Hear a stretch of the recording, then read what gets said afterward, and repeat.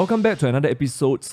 Again, Lyra is here. Hello. And today we actually want to look at the happening in the local arena in Malaysia. So we kind of have been, it's kind of like a quiet news cycle, right, lately? Yeah, indeed.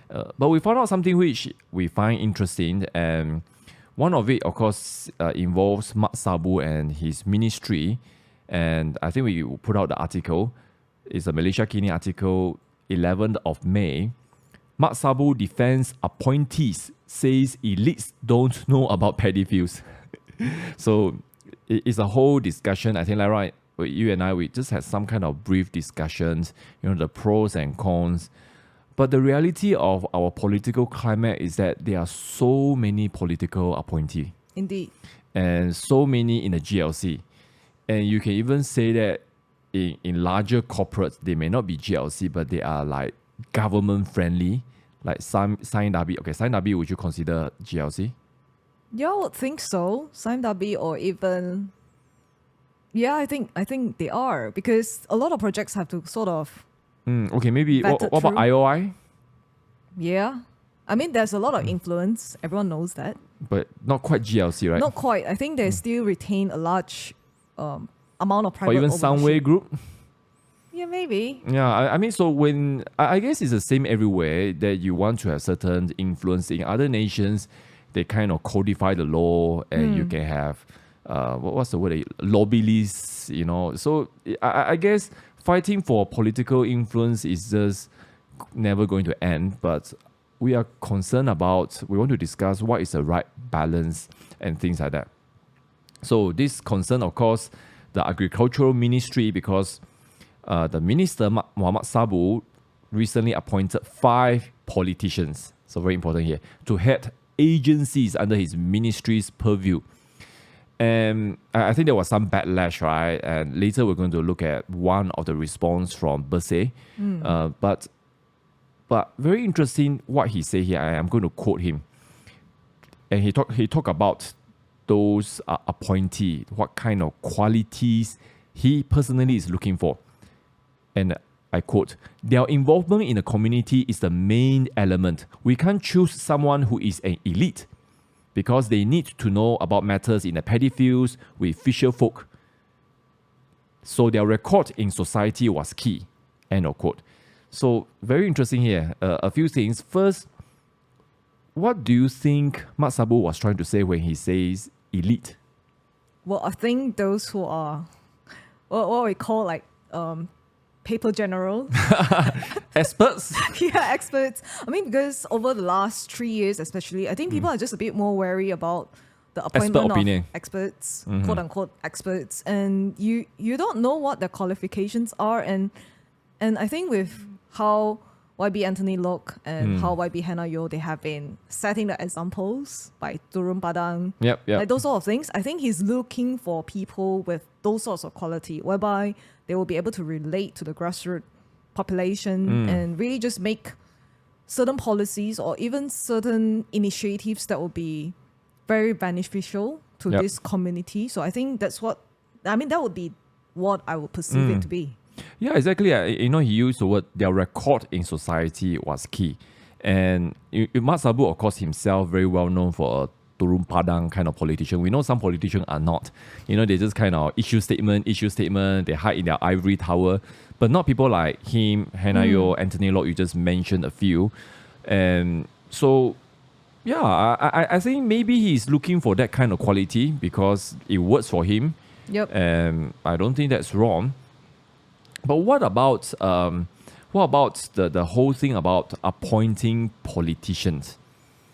Well, the first thought would be, I mean, I'm not entirely against it, but I am a bit more cautious when it comes to political appointment in GLCs, because I think that is like one of the major issues that we're combating in Malaysia, that you just have so much political appointees that you don't even begin to know where to drain them out, like those sort of things. But then in terms of statutory bodies, I guess there's a certain point that he made that makes sense. And like what you were saying earlier on as well, that, I mean, if you want to be, I mean, I would rather politicians whom we voted in rather than the experts that did not get the mandate from the people.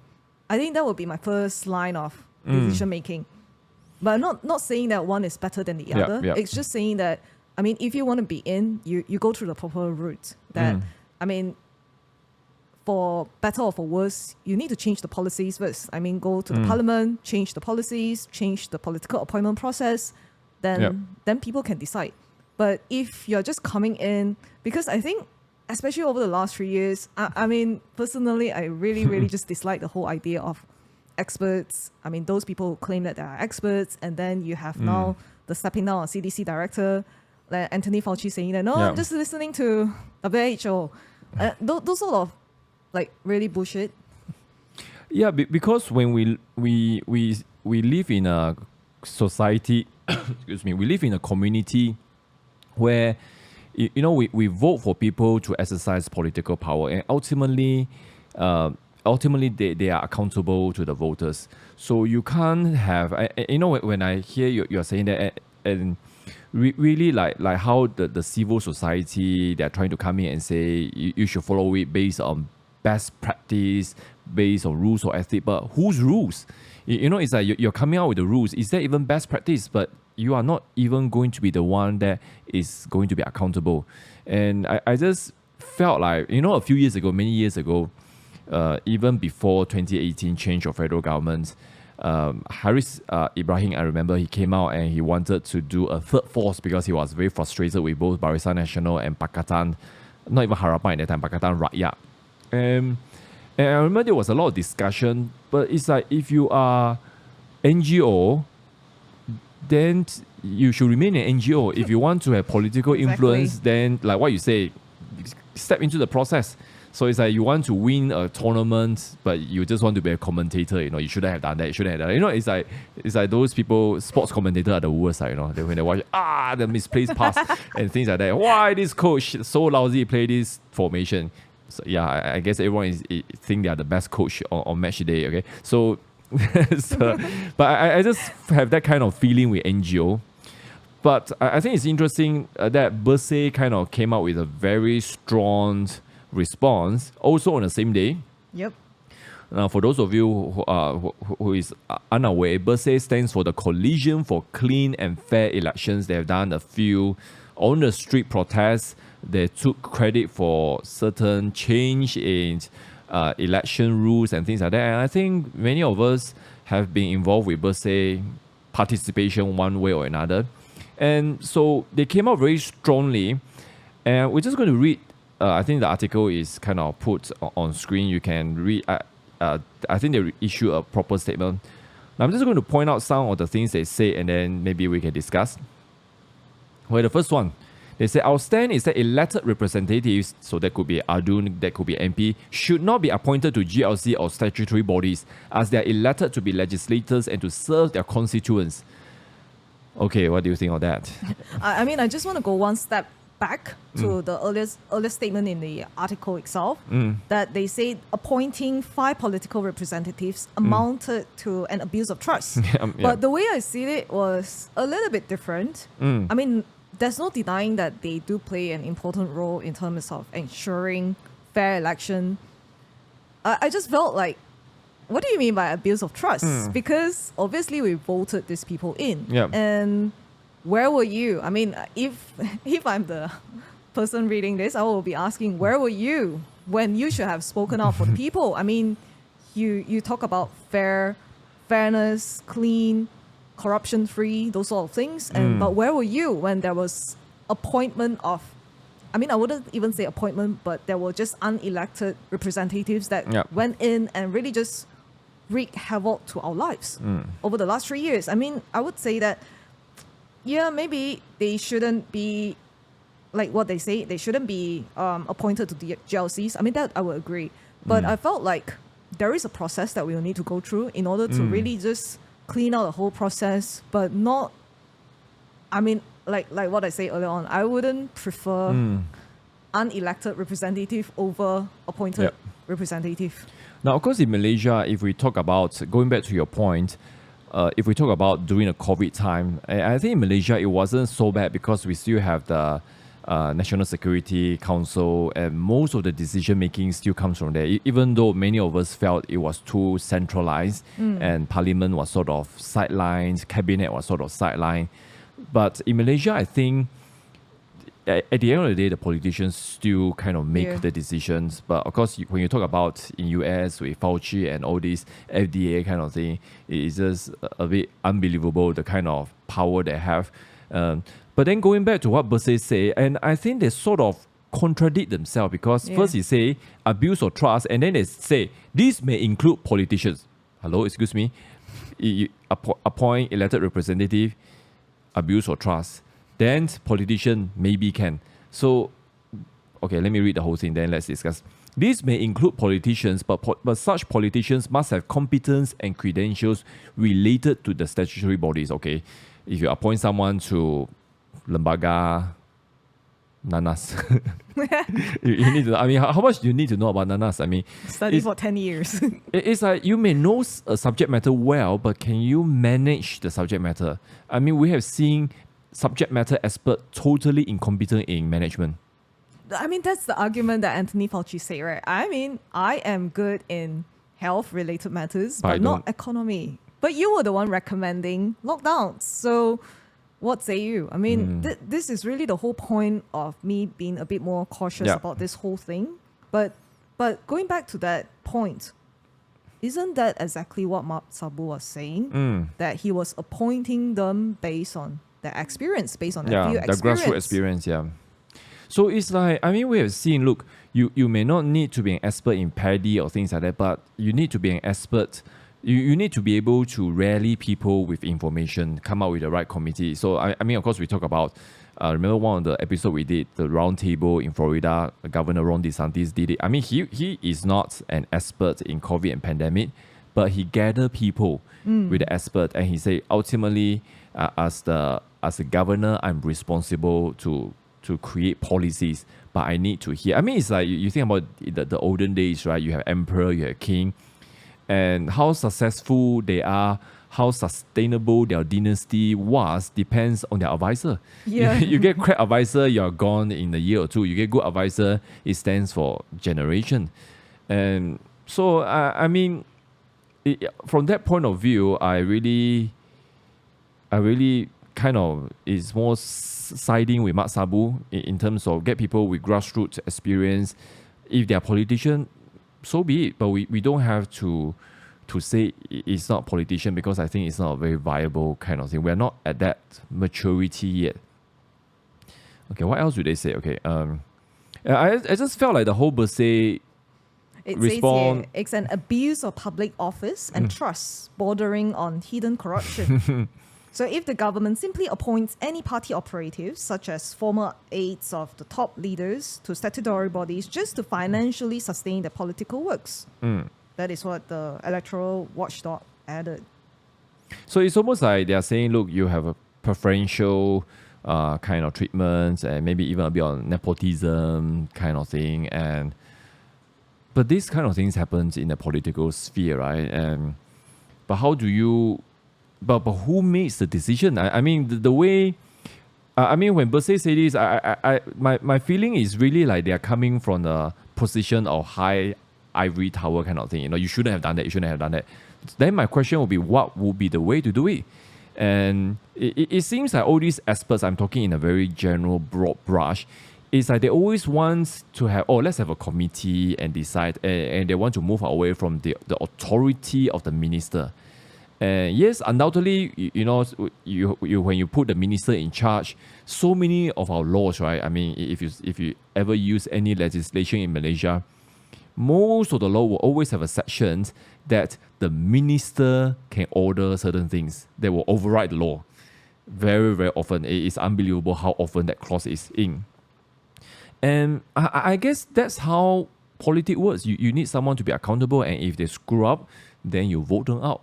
Yep. But committee will always, I feel like there's no accountability. Yeah. And you always say, like Anthony Fauci is trying to behave as if he's part of a committee when he was the one making a lot of decisions. Then he will say, no, Trump appointed me, you know, etc., etc. So, yeah, I mean, I I can understand what they're trying to say, because there is a lot of, I mean, of course, we've been blasting Bersih, but now let's go on to balance out the whole discussion. Why the concern? I think they didn't really point out the concern very clearly here. It's really because of the money involved. When you get a position, is a reward because the salary is high. GLC chairman, GLC CEO, the salary is very high. And not only direct salary, I mean, when you are giving favor to people, I'm not hinting or implying, but when you are in that kind of positions, and people will be like, oh, now you are minister already, or minister level kind of thing, you can do a lot of quote unquote favor. So those kind of conflict of interest can arise. I do agree with what Bersih is saying. But what would be, I mean, what do you think can be done to mitigate all these things? Well, I think firstly, there should be transparency in terms of the salary. Perhaps there should be a cap to the salary. So at least you know that these people are really in not for the money. I mean, of course, there should be certain amount of reward. I mean, your job has to be rewarding, right? I think. But beyond that, I think it's luxury. So I think those sort of things should be disclosed to the public. So when you have that sort of transparency, I think the argument would be completely different. And then secondly, honestly, because like what you were saying just now, that a nation's rises and fall, I mean, based on the advisors, I mean, I'll be interested to know who are their advisors, you know? I mean, would there be ways for us to have transparency, at least like the top advisors who is advising this, who is advising that. So at least you see that there is a balance of maybe they are really, really the subject matter experts that are really advising these politicians whom we have elected. So then you get like a bit of a balanced perspective and you begin to see them from a different lens rather than just thinking of this whole thing as a political reward. I mean, I'm not saying, of course, I think the current system is just as it is, whereby there is a lot of money that is involved. So I think I'll be keen to see transparency. Yeah, and this kind of goes in line with what is also happening. You know, I think the Law Minister Azalina has been saying for a while that we need a political funding act, and the whole thing about political funding is not very clear in Malaysia, and it's like, and I think the business community also is a bit hesitant. You know, I just reminded of many years ago in Sarawak. At that time, of course, Pakatan was on the rise, but of course, it's still Barisan Nasional Sarawak. And then I remember one businessman was organizing 200 tables, you know, of fundraising or whatever, and then it's for Pakatan PKR. Then they say, oh, you know, we never know, you know, if government change, we need to be on the good books for the other side also. This is how the businessmen think, and this. The reason why this happened is because there is no transparency, there's no structure in terms of how do we navigate political funding. If we have law and say, look, we can declare and there won't be any repercussion and things like that. And that's why I think if we read towards the end of Bersih response, I'm going to just read this and then we'll kind of come to the end of the discussion. They say, statutory bodies are established by specific federal or state laws, yes, etc., etc. Their tasks are not primarily driven by profit and to fulfill, but it is to fulfill government policies. Now, I definitely agree with that, and that's what you were alluding to. It's like, yes, if you're CEO, you should get reasonable. I think in Malaysia, if you lead a board, a reasonable 5-figure, higher end 5-figure, I think is okay, but not something that really allows you to live like super luxurious like that. But that is what is happening. I think jets and stuff. Exactly. Or you see someone using what 200,000, half a mil watch like that. You how can you afford that? So that's the problem.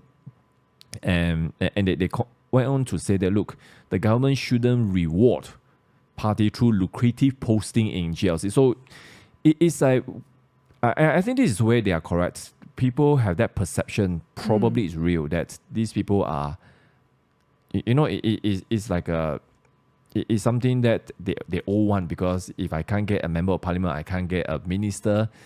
I just think about who is the guy who Suddenly I cannot remember his name. During the formation of the unity government, Larry Sun. So Larry Sun didn't get even a deputy minister, but recently he was made into one of the statutory body head, right? So it's almost like I think Prime Minister kind of say, look, I appreciate the support, but I really had to balance out with Barisan. I can't give you anything, but when there's a vacancy, you'll be rewarded. I don't necessarily think it's a bad thing because you know when you want to form a government, that there is certain price, there is certain horse trading, but it gives the impression that what Bersih was saying is correct. There is that kind of there's that kind of money. I guess it's a culture from the whole GLC culture that started off from NEP's era. Yeah. And okay, I think the last part I want to mention this is, of course, they talk about we need a democratic, fair, accountable system of public funding to political parties based on the needs of the government and the parties. And they make one interesting point, and I just want your comment on this. And he said that,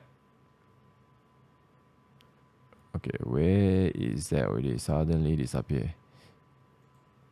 Okay, he said, Bersih say it recognized that parties need to maintain full-time operatives, but their salary should be paid for by the parties or their affiliated entities and not with public money. Okay, he said he understand that. Then they add on, meanwhile, parties deserve annual subsidies from taxpayers based on their vote shares in federal and state elections. Now, based on my understanding, I think it's certain parts of Australia that implement that. So what do you think of this? I think it's quite an interesting proposition. So depending on the popular vote percentage or whatever percentage. Well, I think popular vote might be a little bit tricky. So based on seats? Yeah, maybe. Based on seats, I think it will be more fair, as in like what's your contribution, you know? But should it go to the person's elected representative or should it go to the party? Because now the whole issue is we need all these seats, we need all the tycoon to have fundraising because we have no money. How about to the cabinet, to the ministry itself, rather than political parties? Yeah, but then the spending of money is not limited to cabinet. Yeah, that's true. What about my own area? Let's say I'm in Sapute or whatever. Sapute is like so huge. Who is going to look after me? So, well, yeah, I'm not sure. So how does the Australian system work? So the Australian they have a so now remember they are talking about opposition should have equal allowance. They are just kind of harping on that, but Anwar was kind of dragging his feet. I think because there's just not enough money. Yeah. But they want equal spending. So Australia will be like they look at the vote share and the money actually goes to the party.